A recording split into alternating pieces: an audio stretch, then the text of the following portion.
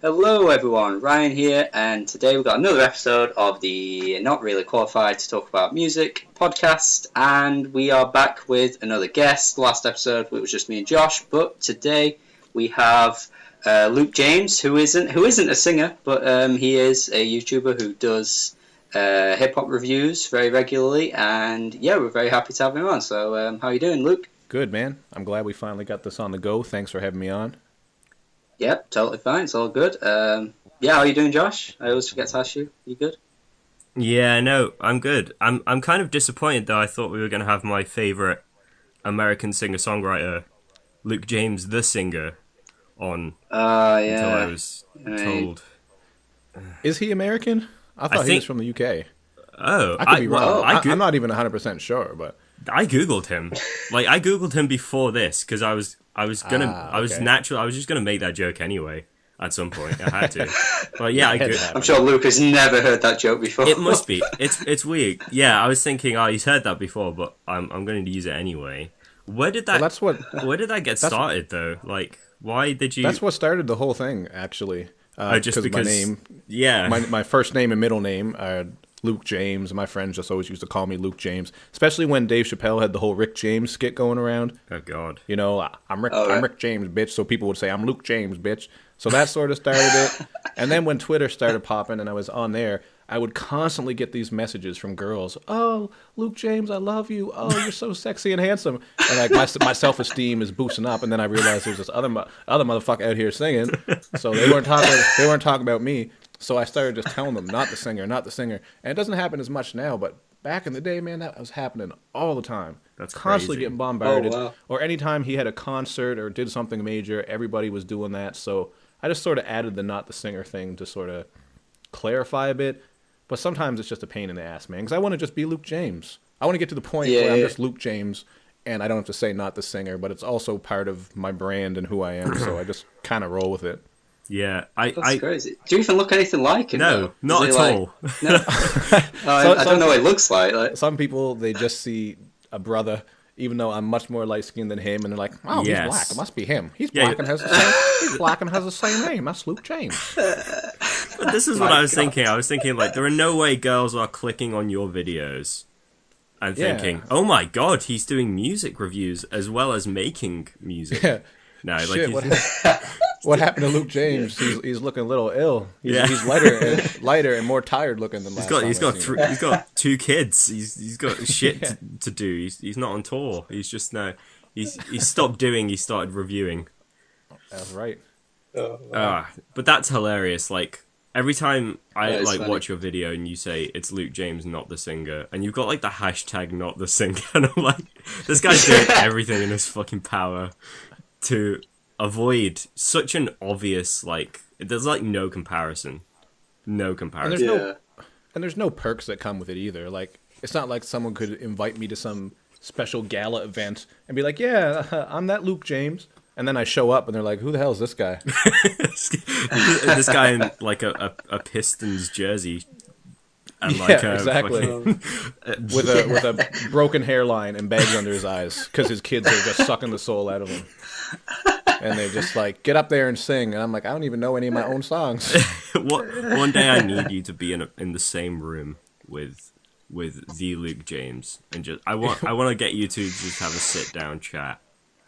What's funny actually is he liked one of my videos not that long ago. I put one of my reviews up and he liked it, and I'm just kind of like, what does he? I wonder what he thinks, because he probably knows. You know, I'm not putting myself on a pedestal. Obviously, I'm not that big or anything like that. But he probably knows who I am by now. He's probably seen this man who is masquerading as another Luke James, but not the singer. And then he clicked like on it. He liked one of my reviews, so he must know who I am. But yeah, I would love to see his face when he saw me doing what I do. You should review his music. That's exactly what I was thinking. I was like, review his album. You need to review it. I got to do a Luke James review. I wonder if he's got a self-titled project, because then it would be Luke James. Luke James album review by Luke James. Came out in 2014 though, so I don't know if it's a bit too late, but you should do it for the memes. Yeah, April Fool's Day or something maybe. Who knows? Yeah, God. That's funny. Just give it a 5. God. Just give it a perfect score.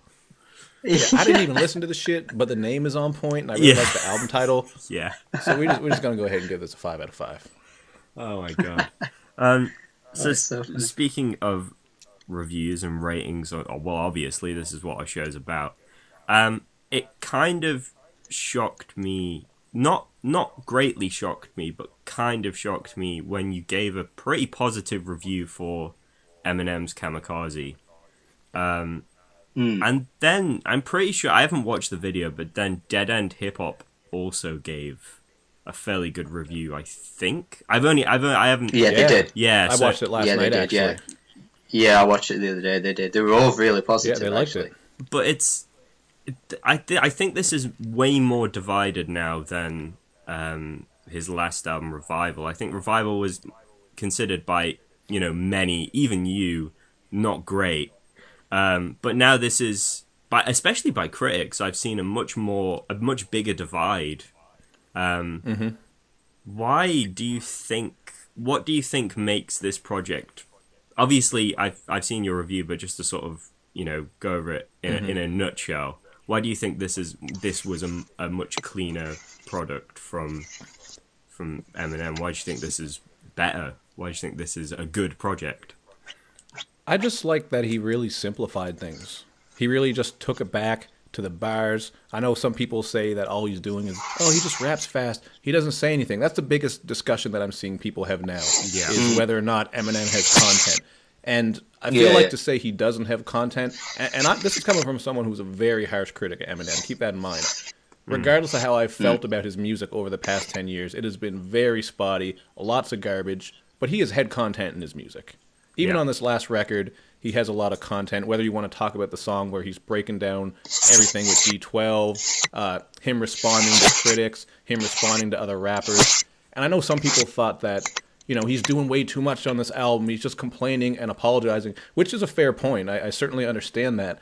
But for me, I thought it was a refreshing direction. It was a much better direction than all those pop ballads that he was doing on Revival.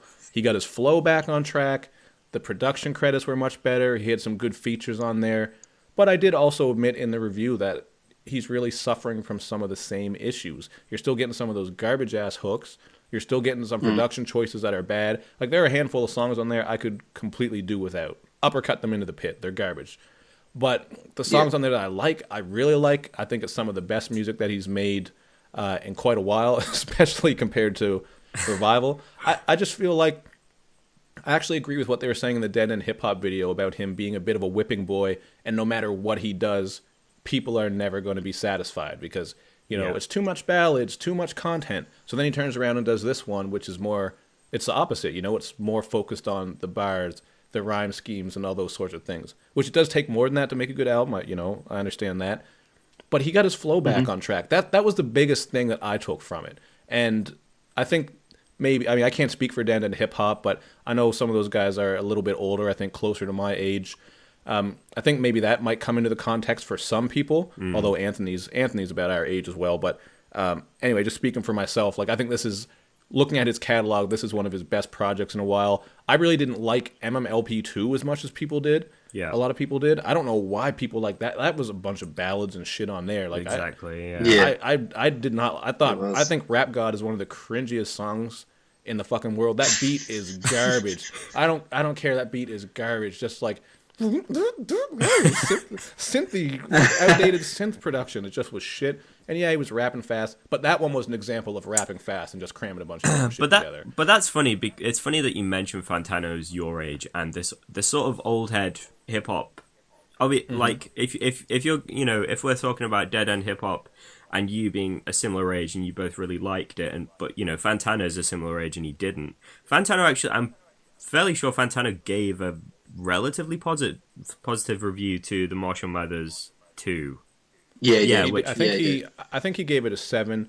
We also, I thought he did. Yeah, but for further context, I think, I know Anthony is much more well versed in a bunch of different genres. He's into a lot of different things. Yeah, you know what I mean. And I don't say that at all in any way to take away from his opinion because he's great at what he does. I just mean, I think maybe I might look at it a bit different than he does. I mean, that's why we're different reviewers and different channels, right? He's much more into a lot of other genres. Same with Dead and Hip Hop. They're mostly into hip hop. So maybe that's why, we were a bit more happy with the bars that he gave us, possibly. Yeah. I mean, I'm not trying to speak for everybody. I'm just trying to figure it out myself too.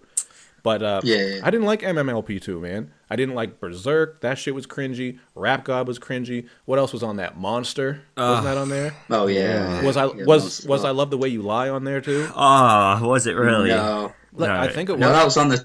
I thought it was on Recovery, wasn't it? That's See, possible. Yeah. No, I can't even keep track. But I mean, there's so many different reasons for why people like what they like and don't like what they don't like. It's hard to say for everyone exactly, but I definitely think I preferred Kamikaze over MMLP2 easily. Yeah, easily. I think possibly, like, now you've said all that. Now you went on about Marshall Mathers LP2.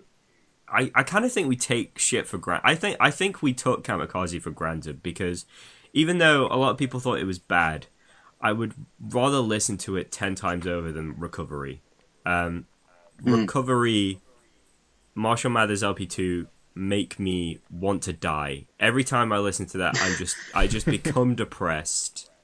I think we've taken Kamikaze because it really, even though I don't like it at all whatsoever, I think the context that surrounds it made it worse. Was just the fact that it was an album essentially like replying to people because they didn't like his last album, and it felt petty. And what approach? Sorry to interrupt, but just to kind of get in on what you're saying, what approach do you think he should have taken after that? Because he was bombarded hard with criticism, and I actually thought it was kind of a smart move to drop this so quick and say, you know what, fuck y'all, I can still rap, I still got bars, take this. Not to say everyone liked this, like you guys weren't too high on it, but like what approach do you think he should have taken after that? Should he have disappeared for a while? Should he have just quit?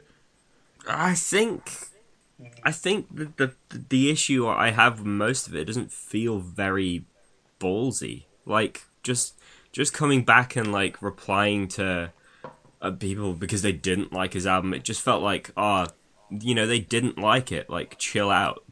People have opinions, and I know they might have bombarded you with their opinions too much, but that's the way the world is, and people have had worse criticisms of music, and that's what what I mean. Like, it just felt petty.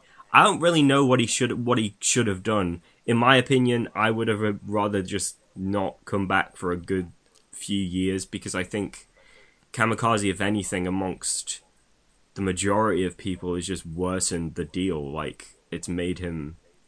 And as you were saying, I don't think it should worsen the deal. I just think that if he I feel like overall, Sorry, go ahead. No, I just think that if he just disappeared, if he didn't, do much, I think it would have just calmed it all a bit, down a bit, and then he could come back in a few years, not act like nothing happened. Maybe he could throw a few punches here and there, in the future. I don't know though, man. Like, I don't know. Like, coming back a couple years after that. That's like if you're a boxer and you get your ass beat. Like, someone just beats you so bad they take your lunch money, and then you come back 2 or 3 years later. Like, people are gonna welcome you, and I don't know. Yeah. I feel like that would have been too long. I feel like it was a counter. I feel like it was a counterattack. I think the surprise drop was a good idea, but I certainly get where you're coming from too. Because if he had taken a bit more time. If he had God damn it, if he could have got someone else on some of those hooks, like there's so like I hate these hooks that he sings. I hate these pop singer hooks. That what was that girl's name on it? Josie Reyes. Jessie Reyes. That shit was garbage. She used that bar that I really hate. She used the bar where it's like switching up like it's bipolar. I'm like, fuck, man. Like, 1 billion people have used that bar by now, and not in a creative sense, like. But see, he did the right thing coming back. I think straight away. Like, it was it's been like 7-8 months since Revival, something like that. I think he did the right thing doing that. But I don't think he's proving a lot by releasing an album with Nice Guy, Good Guy, and Venom. Like right at the end, I just don't feel like that's Like, he really should have put more effort. They should have just been bar songs. Like, they should have been full-on bar fests. Pretty much. As opposed to having terrible hooks. Like, I just don't see what he was trying to prove with even, those. like, the punches he threw, some of them were hard. Like, some of them I was like, okay, yeah, I get that. But then some of them... The throwing punches at, like, mumble rappers now and throwing punches at, like, Earl and Tyler, they're weak. Like, they're just throwing... It feels like he's just throwing them out there because he, feels like it. And it's like... They just don't feel... and one, they didn't feel relevant, especially with the Earl and Tyler. I don't know why he threw those punches. Like, that's just... Tyler dissed him. Tyler had went on Twitter, and he ripped Revival. Yeah, oh, did he? Walk on Water. Wow. Yeah, he absolutely roasted him. So that's why that one was there. And then Earl Sweatshirt was just sort of I think he's... Oh, yeah. Earl Sweatshirt was the one that said the only people that listen to Eminem are people drinking Monster Energy or something like that. He's the one that started that shit. So, like, my thing is, like, I get what people are saying. Yes, he's firing a lot of shots and he's complaining. But that's where he is right now. Is everybody's doubting him. His back's against the wall. Like, it's hard to ignore that shit. But, I mean, we go in circles on this forever. But I think it was... I think it was a good move, and I think it was a step in the right direction. Is it perfect? No. I definitely agree about those last 3 songs. They should have been just cut all the way off. But there were a couple beats on there I really liked. I liked a lot of the bars. I think the flows were great. You had some good features. So that's sort of where my score came from. But I did still acknowledge a lot of the issues that people have with it, because that's what I try to do in my reviews. I mean, it's really hard to come up with a score that's going to please everybody, no matter what you do. Someone's going to say it's too high or it's too low or you use this rating too much or whatever. But my main focus is just explaining what's happening with the project, saying what I like about it, what I don't like, and then viewers can figure out for themselves how they feel. The rating is just sort of there to say, it's a rating, basically the level at which I like it. So I didn't think this album was an album of the year contender. It's not going to make my year-end list, but I think it was pretty good. And as far as flows and technical ability and rhyme scheme and just shaking shit up, I think it definitely was a solid release. I'd say it's a pretty good project. I'm not going to say it's great or amazing, but that's sort of where I'm at with it. One of my favorite lines, and it's not my favorite because I think it's great, but one of my favorite lines, and I laugh at it every time I think about it, is when Eminem said, I inspired the Hobsons and the Logics. my question would be, well, to what extent do you think that's a positive thing to go and say on an album? Well, Logic's bringing Boom back, so don't diss Logic. He's ready. I mean, those are 2 artists I'm not personally big on, but I can't, at the same time, I can't take everything away from them. I mean, Logic has built a ridiculous brand for himself. Yeah. That's one of the things I respect about Logic is, he's not one of my favorites. I think he is great with the flows and technical ability. I don't think he says a lot that interests me or is exciting to me. I think some of his beats could be better. Like when I listen to Under Pressure, that first album he did, that was fucking dope. I think that is his best work. That was one of my favorite albums the year it dropped. I think it just had everything going for it. Since then, he's been sort of downhill, but I understand why people like him. And he's built a great brand for himself. So, I know he's sort of a punching bag just like Hobson is, but to say Eminem inspired these guys, I get where you're coming from, because these are 2 people who we always roast in hip-hop. But, I mean, they've done pretty well for themselves. Even Hobson, to an extent, even though Hobson is just mad cringe. But, do you think... My problem is I always try to look at things from all angles, right? Like, it's very rare that I just sort of go with one side. So I get what you're saying, because these 2, they take heat all the time in the game. But they've done well for themselves, so it's not that bad. Well, that's what I was going to say. I mean, like, to what extent do you think Eminem has influenced, hip hop? Like, who would you say now feels like a genuine sort of prodigy? A sort of Eminem 2.0, someone who takes those kinds of risks that he was taking. Picks up some ballsy bars here and there, causes controversy. Well, So, how old are you guys? Just for context, like what year were you guys born? I'm 21, so 97. I'm 23. Okay. Yeah, 23, so 95. Okay, so I'm I'm older here by a bit. So like I'm 34. That's all right. It's all So, good. but for me, I just say that just to provide further context. Like I can look back and remember Infinite when Eminem first came out and just everything he was starting. So I'm talking about the impact he's had on hip hop culture as a whole. I feel like this is the thing that kind of annoys me about Twitter and social media is it's always revisionist history about some of these great artists. And this is something that I'm going to be talking about a lot on my upcoming podcast whenever that happens, hopefully this week, the first episode. Awesome. But just this idea where, for one example, people talk about Ludacris. Oh, Ludacris ain't that good. Like, oh, every song he made was outdated. This and that's like, if you weren't there when Ludacris came out, then I don't think you really know what you're talking about, because Ludacris was one of the biggest artists ever, had amazing features, gave us a million club bangers, angry hits. He was giving us memes before memes were even a thing. Like, he did it all. I'm just using that as an example because I go hard for Luda because people disrespect him all the time. But to tie this back into Eminem, when he came out, and I'm not putting this all on him, but just from what I saw with, going to my high school at the time and with my friends and everybody around, he really sort of inspired a lot of rappers to start trying harder. Because when he was at his best, like Marshall Mathers LP, As Hard As I Am on Eminem, I think that first one, that's one of my favorite albums of all time. I love that album. I think that's him at his best.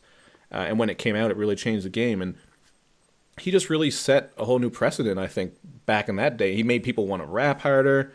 He had a lot of great content in there. And he wasn't the only one doing these things. But coming back to revisionist history, people like to act like Eminem had no impact on the culture. And he didn't. He didn't do anything for rap. And what has he done? It's like, I mean, there's plenty of white rappers before him, but he's like, I would say probably the first white rapper, at least in that time, to really be accepted and to really do what he's done. I mean, you can look at the Beastie Boys before that, and there's plenty of artists, but I think you guys get what I mean. Yeah. Like, when he came out, there was nothing like M at the time, and people kind of thought he was a joke at first because of that single, My Name Is. It was just sort of goofy. I didn't know what to make of that. But once the album dropped, the Slim Shady LP, it was ridiculous. MMLP came out. And I think he's inspired a lot of rappers with flows and rhyme schemes, some of that content. He's got sort of a horrorcore element to him in some instances when some of the stuff he's talking about. And he's not the only one to do that. Detroit obviously has ICP, Esham, Blaze You Dead Homie, Anybody Killer, all the Juggalos, whoop whoop. much motherfucking clown love to all the Juggalos out there. I know you guys got a lot of Juggalo listeners out there. I have no idea. I doubt it, but he's had an impact on the game for sure. So I know I sort of took a long roundabout way. Sorry, you got me ranting and raving. No, please. But I think he's done a lot for the game. I mean, Hopsin, obviously, people always said he was kind of like the black Eminem, and you can hear it in some of his production choices, which isn't necessarily a good thing. Some of his flows and schemes and his content. So, that's like a glaring example. But even with indie and underground rappers who aren't known, like, I can't tell you how many indie and underground artists have sent me music or asked me to check stuff out, and they're still trying to do, like, Slim Shady in the late 90s, early 2000s. Like, there's still people out there trying to do that shit. So, especially his impact on the game in regards to inspiring white people to rap. Like, are you kidding me? Like, Eminem definitely has increased the white rapper ratio or whatever you want to call it. for sure, yeah. So those are some ways. Well, even Tyler, the Creator, as well. Like, early Tyler, the Creator had a lot of Eminem influence. Absolutely. So, yeah. So I think... Do you think there's a way of, like, picking that sort of, that early Eminem back up and using it in a sort of, in a modern sense where it's not cringy, where it's, actually forward moving, because as we said, like, Hopsin is essentially the black Eminem, but none of his music screams very sort of contemporary, like very exciting, very forward thinking. Is there a way that Eminem's influence can be picked up and it not be cringy, it not be outdated? Like I said, I think you hear it in some guys just as far as the technical ability and the flows and schemes. Yeah. But with some of the edgier content, I mean, we're in such a different time now. Yeah. We're in a time where someone digs up your tweet from 10 years ago where you said something and everyone wants you beheaded. You know what I mean? Well, for 5 minutes, and then they forget about it. Yeah, until the next person says something. Exactly. So, and I get it. Like, times change. I definitely believe in being progressive, and certain words become outdated, certain things come outdated. But I mean, that's like a whole other discussion. Like, I think context is important with that too.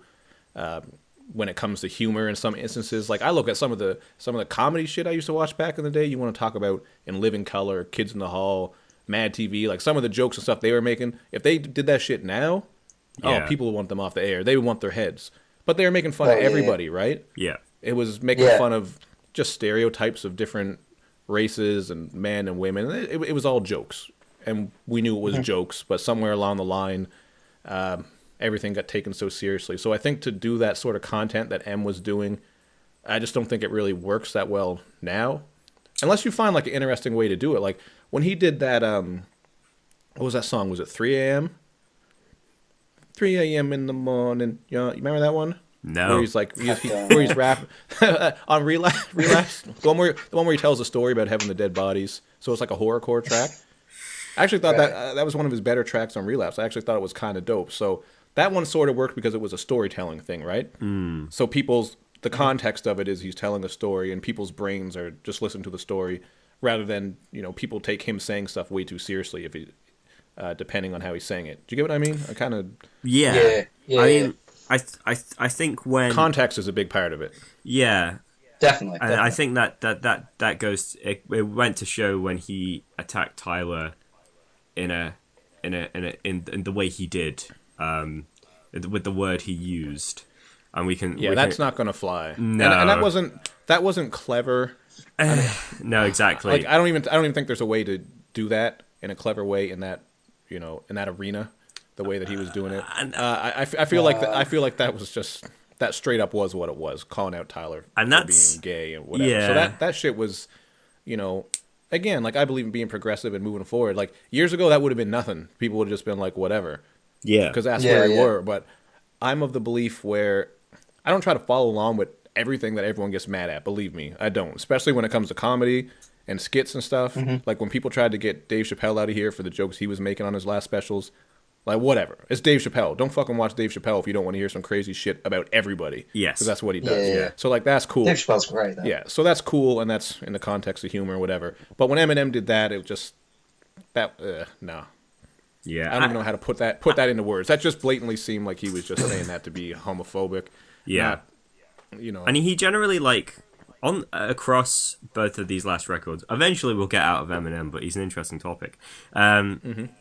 And that goes across his both those last records. He seems to have this weird, interest in using like,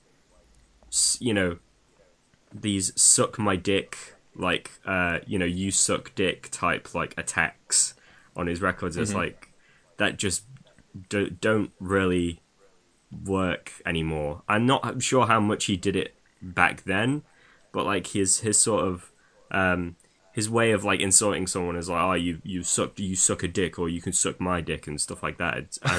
And like jokes on you. Yeah, jokes on you suck my dick. It's like, and like tying that in with the Tyler thing, it was like none of it makes any sense whatsoever. And I think that's my main issue with Eminem is like this is a man in his, I'm pretty sure in his 40s now. He's like 45 or something. He's like 45, 46. Yeah, he's like, still making using like suck jokes. my dick jokes. Like, and that's an example of what I'm getting at, right? Is like I'm not quite at that age yet. Yeah. But I try to progress with things as they do. You don't want to be one of these guys. Like, look at what's going on in the United States, where you got their country being ran by all these old guys who just refuse to change their beliefs. You know what I mean? Yeah. Some of them still believe slavery wasn't that bad. I mean, come on, man. Yeah. Shit. Yeah. You know, women voting. The gays can't get married. Yeah, what's wrong with you? Women voting? Shit. Only if they voting on what's for supper. Goddammit. Like it's just no abortion for those ladies. No way. No, you keep them babies, and then our government's not going to take care of them, so they're going to grow up fucked up. And that's what I'm talking about, right? You have to progress and evolve with the times. I don't think everything has to be offensive. I don't think we need to flip our wigs over everything, but we got to recognize and call out when shit is obvious. Yeah. And Eminem attacking Tyler in that way, that was just lame.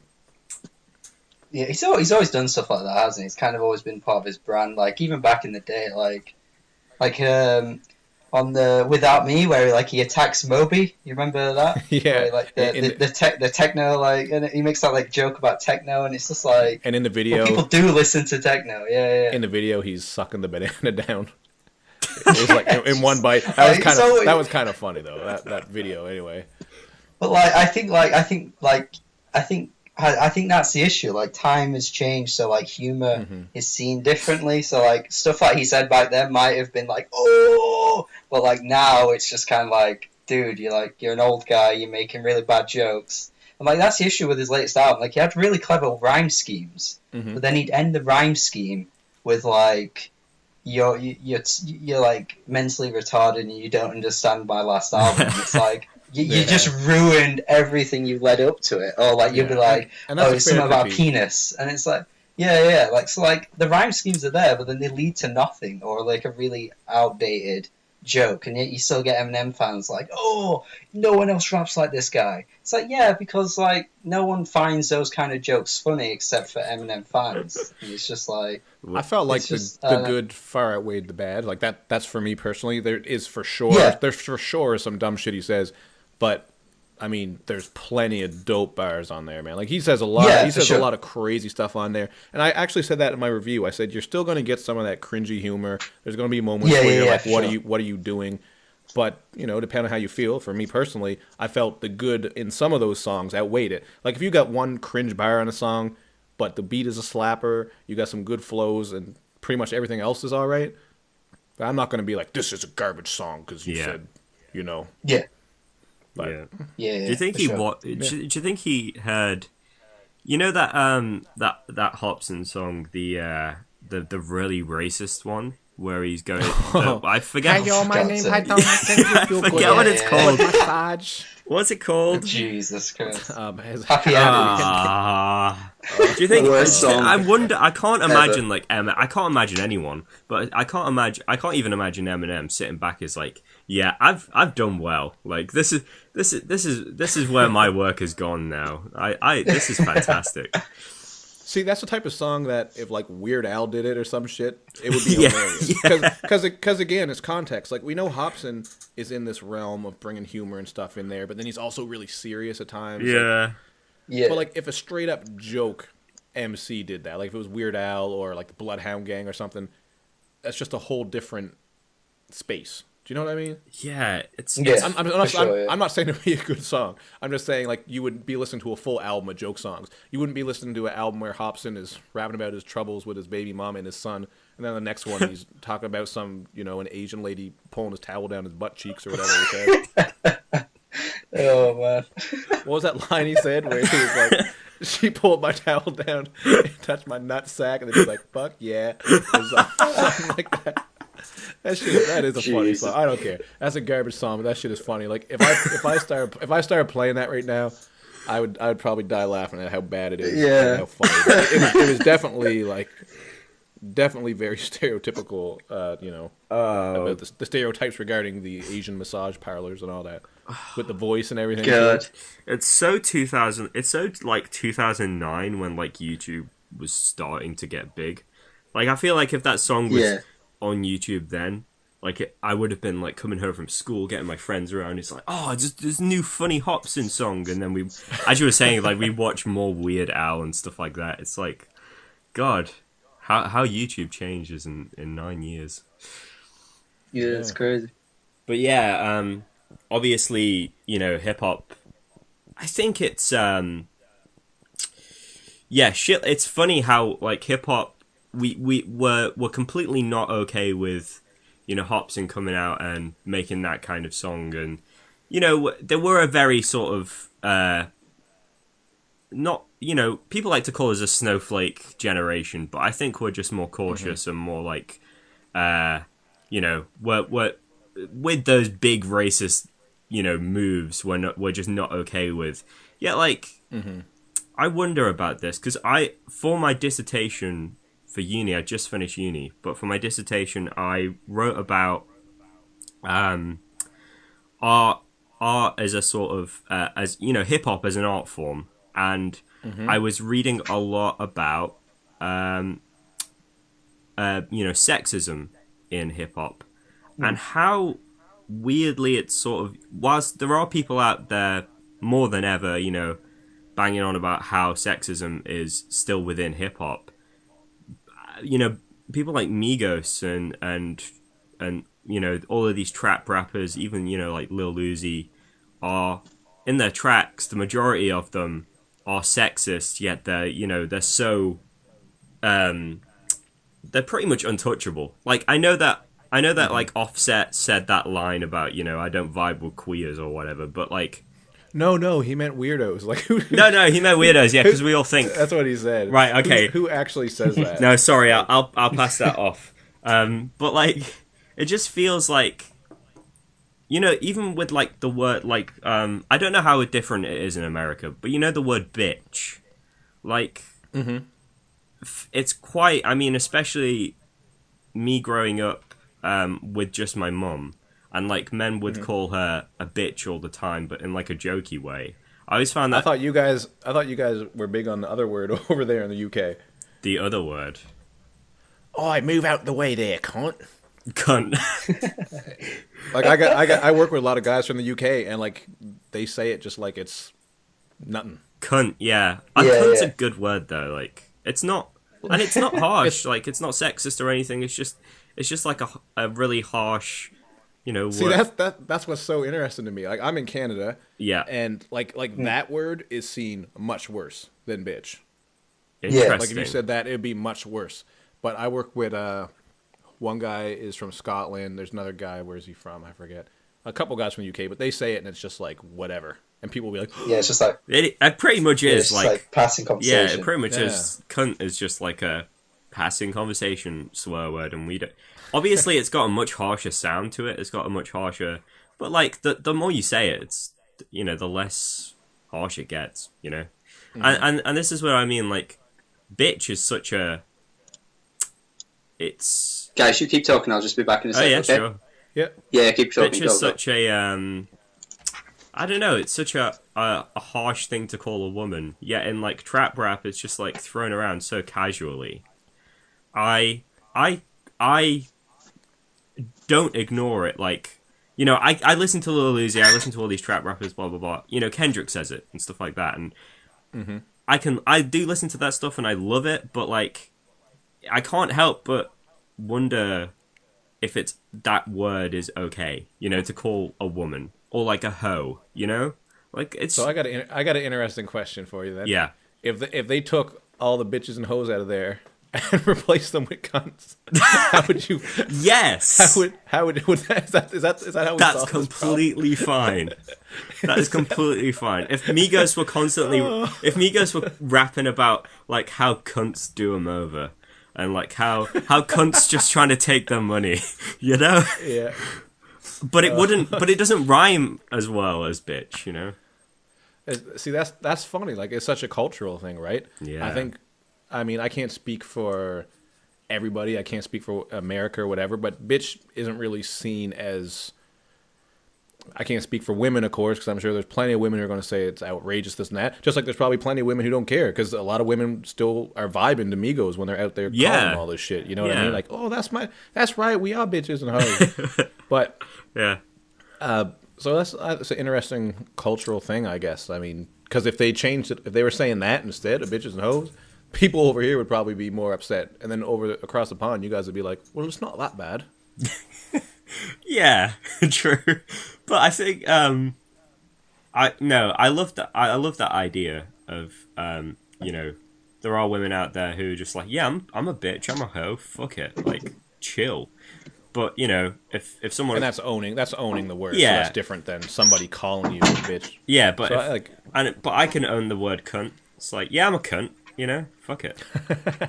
What, Kendrick called me a cunt? That's fucking sweet, dude. Like, it is interesting how that works, though. But I don't know if you'll ever see that going away from hip hop. That's so heavily entrenched. Yeah. But I feel like it is moving away a bit. I mean, even back then you had songs where rappers were rapping about, treating women better and don't call them bitches and hoes. Although on the same album they'd have a song called Bitches and Hoes or something like that. But I mean, I feel like some of the newer upcoming rappers aren't as vicious with it, Yeah, they're not, or if they're using yeah. it, or they might be using it to prove a point or in some sort of context or something. Like I'm talking about guys like Kendrick and J. Cole and stuff. I definitely think so. But what gets me, I love Lil Uzi Vert, man. Even though I think a lot of his music is completely trash, I think his hits are really good, and I enjoy just vibing to them. But now I do what I want. Yeah, Now I was gonna bring that up because it's funny how Lil Uzi Vert on an album he can make a track that's really sad and it's about his girlfriend leaving, but just before the chorus hits, he's like, "Yeah, rollie on my wrist. Yeah, fuck this bitch. Fuck this hoe. I can do what I want." It's on on Exo Tour Life where he's talking about he's talking about big issues about depression, but in between those bars, he's talking about his fucking rollie and shit like that. I'm like, okay. So many rappers do that. I don't mind the odd song like that. Yeah. I get pegged as an old head a lot. That's one of the comments I get on my channel all the time. Yeah. I don't like anything. And it's funny because the stuff I do like, it always has the least views. Right. Apathy, The Widow's Son. I think that's one of the best albums of the year that no one's listening to. It might have, say, 1,000 views. But then if I review something I don't like, it's going to get 6,000 or 7,000 views. So everybody focuses on what I don't like rather than the things that I do like. But my issue, just coming back to what we're talking about here, is a lot of these rappers, a full album of saying nothing is really hard to get invested in. Completely. Unless you are doing something exceptional and unique. You can make a sort of dumbed down album, but if it's all just generic 808 trap beats by the same three guys, Yeah. same flows, same auto croon, same hook, it's really hard for me to want to praise an album that's just that. I might like a couple of songs and say, shit, that's a slapper. But if it's an hour and a half of that, god damn. I don't know. I don't know who you could be targeting this at. 3 auto crooner guys that make really long albums. I don't know anyone like that. Quavo is coming up with a solo. Yeah. And I know everyone loves Quavo, but I've not been on the Quavo wagon from the beginning. But if the three of them can't focus for an album that's an hour and a half, I don't know how I'm gonna deal with Quavo doing a full hour and a half album, because it's not gonna be shorter than 16 tracks. It's going to be the same flows, the same auto crooning, same producers, same features. Just it gets too samey. And both Offset and Takeoff. Yeah, Takeoff. Yeah, they're gonna be a feature on one of them. It's what's the fucking point? What's the point then? What's the point? Just make another Migos record. Why have you got Offset? It's funny because the Huncho Jack both. Oh yeah, that was forgettable. They were all three on that. All three of them were on that album as features. The other two were on one there as features. It's what's the point? Mm-hmm. Just if you're not gonna experiment, if you're not gonna throw yourself out there as something different as Migos, what's the point? It's tiring. I know. It's just the thing is though is that in the long run, I think we're only going to be remembered for the hits as opposed to of course. Culture 2, which is an hour and 45 minutes. I think you just need to let time pass sometimes, because shit like this just goes on and on and on, but eventually it fades away and then something else replaces it. Yeah. But then during that time, at least the good songs that they made, probably I don't know, Stir Fry will probably the one that gets remembered the most. But it's funny. T-shirt, that was a decent song. Yeah, it's funny what a good producer can do to Migos. Pharrell jumps on Stir Fry, and they're it's it's a great song. I wish that more. It's so refreshing. Yeah, it's so refreshing. I was listening to the album and I was like, this shit is so boring. And then Stir Fry came on, that got me bouncing. I'm like, okay, I can tell that's some Pharrell. That's got some bounce to it. Exactly. And then it's the other hour and a half or however long is mostly just repetitive shit. I know. There really wasn't a lot that I took from that project. I know they're just doing it for the streams. But that's my issue. If you're going to make very simple, repetitive, dumbed down music that you've already been making for years, man, like just give us like your 10 best hits. Yeah. Yeah. But from a business standpoint, I understand what they're doing, right? Totally, I understand they drop these long albums because that's what it's all about, the bottom line. But if they wanted to say, like if the Migos sat down and said, let's make a great 10-track album, just fucking 10 slappers, get some, maybe get a bit of a different take with the trap sound somehow. I think they could make a great project. I think Pharrell did that really well. Like what Pharrell did is like he made them versatile somehow. Like he naturally jumped on that track and he got them like, he got them like doing backing vocals for each other, like a bit of reverb, bit of echo, bit of like and obviously the beat was naturally bouncier. I like Metro Boomin, but I do think a full Metro Boomin project can get boring because he can't, even though he's great the majority of the time on the every now and again. I think naturally the trap beat as it stands, as a trap beat is naturally boring as the more on like a 15-track album. Not even Metro Boomin can sort of save that. Especially when it's the more minimalistic trap sound. Exactly. When it's just the boom boom boom boom boom boom boom boom, and then you just have a couple keys in there, you got the and just hi-hat sometimes that works. Like you get some minimalistic bangers that are fire, and like they're all good. But when it's a full album of it, sometimes it's just But I get it too. Like I'm kind of at a different stage in my life now. I'm not downtown driving around 1 or 2 at night, going to the club and doing whatever. So I understand how albums like that, people probably just put them in their car and they just loop it because it's just that's just what they want, just the big bass and some catchy shit. Totally get that. Yeah. But when I'm reviewing and I'm looking for a good album, it's very rare that I find a really dumbed down album that I enjoy. There has to be something sort of different with it. And that's actually what I like about the UK scene. Right. I find some of the production choices over there very interesting. The flows are a bit different. The rapping at times is better. Like, I don't know. Maybe it's just because I'm not as used to it, but I really like what's going on there. Like that last Dizzy Rascal album, I thought people slept on that shit, man, because he had crazy bangers. Like he had some trappish bangers on there, but there were some beat switch ups. There were some different things happening with it, and he was rapping his ass off, man. He snapped on the whole project. He went off on that. Yeah, with all the storytelling and stuff that he was getting into. Like, that's an example of a project where you do have a lot of trappish production, but it was fresh to me. Yeah. He recently released a song with Skepta too. I think it was last week, and it's actually pretty good. It's quite trap influenced. It sounds quite unique, especially for UK rappers. Yeah, I think I heard that. Yeah, I think like the issue for me, and I think it goes for the majority of the UK. Like grime music has always had a specific reputation with a specific set of people in the UK, and they are what we would like to call chavs. Who were like pretty much like if you were a young nerdy kid in school, you were gonna get bullied by those kids. And what they do is like they'd sit at the back of the bus, they get their like MP3 player or their really shitty brick phone out, and like they get their Bluetoothed grime songs out and they just start playing it super loudly and just like you see that's a cunt. That's a cunt. Like that's what we would call it. That's the definition. And so like I think a lot of UK people possibly like associate grime music with that, and they just think it's like cringy and or like it's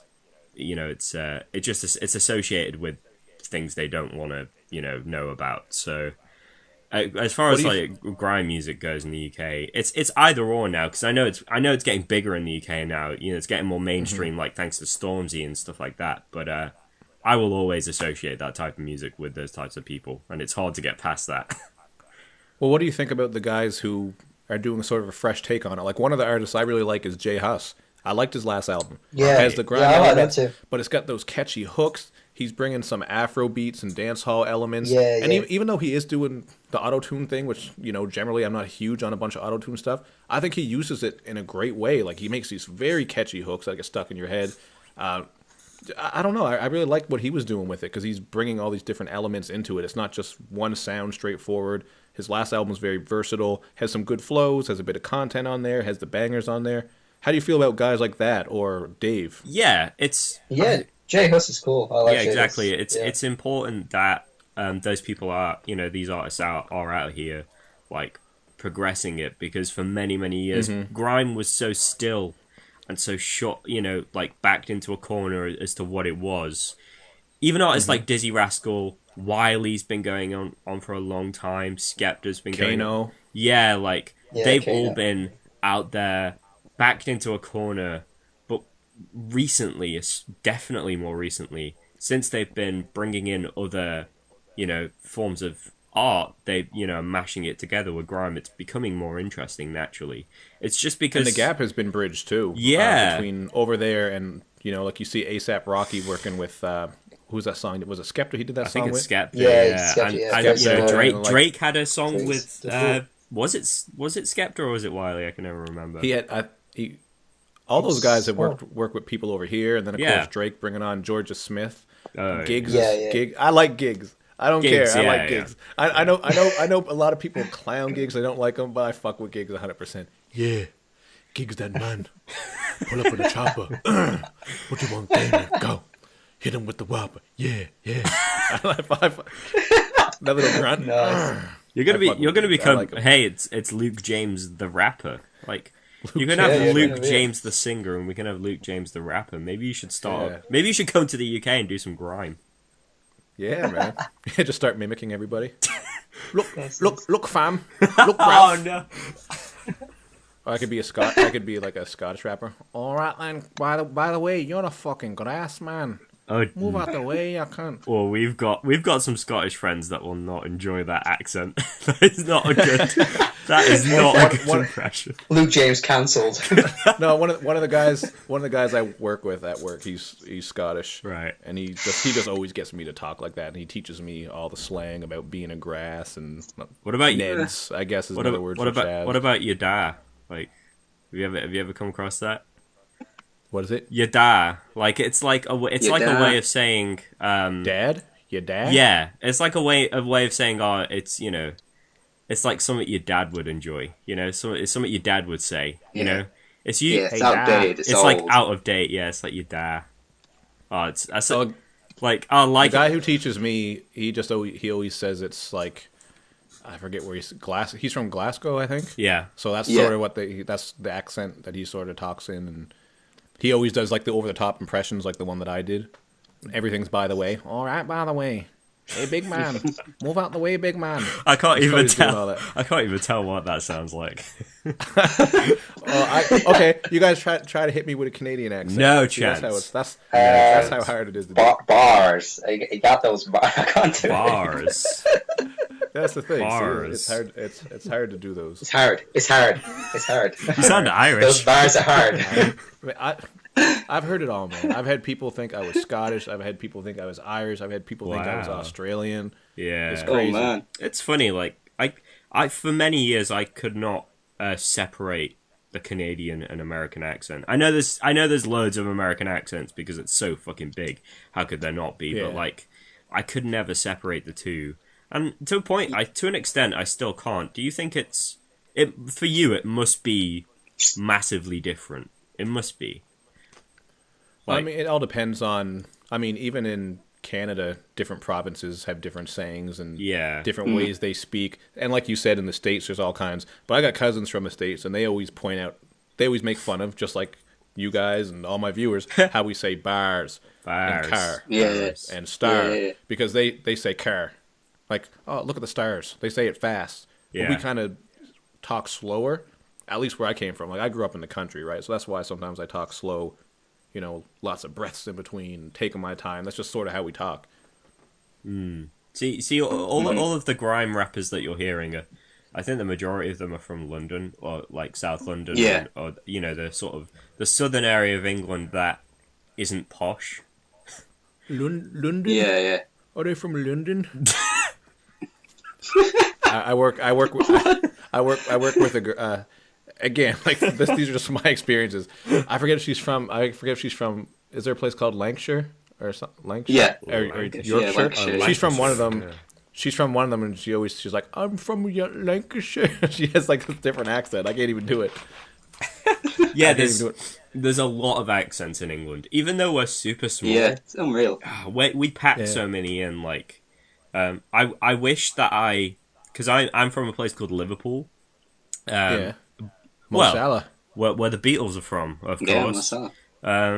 But I don't sound like I'm from there, and sometimes No. when I'm talking to Americans or Canadians or whoever, I wish I did, because it must be such an interesting experience, because it's like it's like an alien accent, like it's You don't want to hear no, it. it's not nice, but it must. It's like that, isn't it? It's like so like. Hey, how you doing? I'm from Liverpool. Oh, Yeah, Liverpool. Liverpool. got those bars in your songs. It's like that. Oh, Dick, I love the new fucking love Eminem Drake. album. It's well good. I love it. It's so good. It's like that's how it does. That's how they talk. It's so So alien. It's so alien. It's weird. It's so bad. Yeah, like your guys' accents, I notice it. Yeah. But it's not glaring, and it's not like I'm having a hard time understanding. No, I think- Whereas some people really have the hard accent, and then they have the slang and different things they say.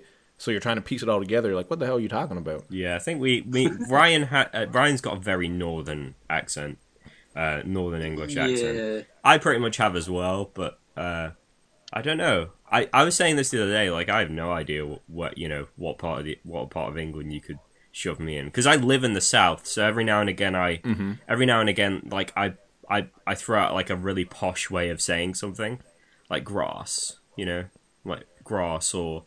Any ASS arse. Mm-hmm. What a lovely arse. Smashing ass, darling. Exactly. Yes, quite indeed. Smashing, darling. But you mix that with like, oh, you fucking cunt. It's like, it's such, Oh man, I love just different accents. That's why I don't get people who are so scared of like immigrants and just people that are different. I love it. Yeah. Like my workplace, I work with people from all over the place, and we all just crack on each other and make fun of each other, stereotypes, and mimic each other's way of talking and joke, and it's just funny, man. Like we don't take the shit seriously. no. Yeah, I love that's it. awesome. No, yeah, exactly. You're a butcher, right? Are you a butcher? Yeah. That's Cool. probably not the last. Like, I don't know why. I never saw you as. To be honest, I don't know what I saw you as, but I didn't think I saw you as a butcher. Like, how the fuck did you get into butchering? I just started at a grocery store when I was young. That was my first job. Excuse me. Sound like I'm crying. Got a cough in my throat. I'm like, that was my first job. Such humble beginnings. Yes. But yeah, I just started at a grocery store, That's where I worked, was the meat department, just packing meat and stuff. And then my boss was like, you want to learn how to cut? Because it's a good trade to have, good skill, type of skill that is always going to be around. So I learned that. And then I just kept doing it. Was making good money. Here in Canada, we got good benefits and all that. Yeah. We're all Nice. looked after. Healthcare is great, so looks after my family. So I just kind of kept with it. That's way. Nice.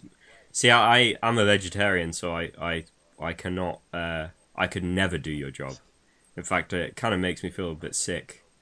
Just thinking about it. Just the idea of me You opening up a snowflake. package of a goat's leg and Yeah. just cutting it on the saw and then just God. licking around the bone. Ah, Delicious. This one is mine. I think it's time to stop Put this. it- I think it's time to stop it this with the others. podcast. Put it away with the other bones. I'll chew the marrow for my lunch. Oh my god, I feel like I'm in like a World of Warcraft game or something like that. Yeah. It was really nice having you on, Luke. Yes. Yeah, thanks for It's having me great. on, man. It was Thank you fun. so much. It's a lot of fun. Got some Yeah, good it's been great. conversations in, got some good laughs. That's what it's all about. Exactly. Yeah, At the end of the definitely. day, fuck all this bullshit about Eminem shit. Oh, I like Eminem. Oh, stop saying MGK. MGK is better. Hobson's better. Jeezy. Look, it's all about having fun. And it's cool that we have some conversation at the end of the day. Yeah, You know what I Yeah. mean? yeah. Of course. I always appreciate the reasonable conversations, even though I liked it much more than you guys, the conversation was still reasonable. Well, yeah, Yeah. fair exactly. and fair and sensible. Like, there's nothing worse than you get in one of these discussions. I'm sure you've seen on your channel, and someone's like, Yeah. rather than sharing their opinion, they're trying to convince you, or like tell you, like, you better like this shit. yeah, Just sit with it for another 2 weeks. yeah. Like, Yeah. so yeah, that was good. That was Definitely. good. Thank you. Yeah. Yeah, it's been great. We Thank shall end it here. So, yeah, thank you very much for listening. Thank you, Luke, again for coming on. Thank you, Josh, for being here as always. And, yeah, have a good day. Goodbye, everyone. Later.